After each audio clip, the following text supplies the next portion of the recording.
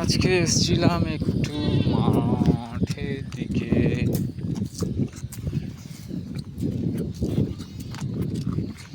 ছাগলগুলোকে ছেড়েছিলাম বাড়িতে,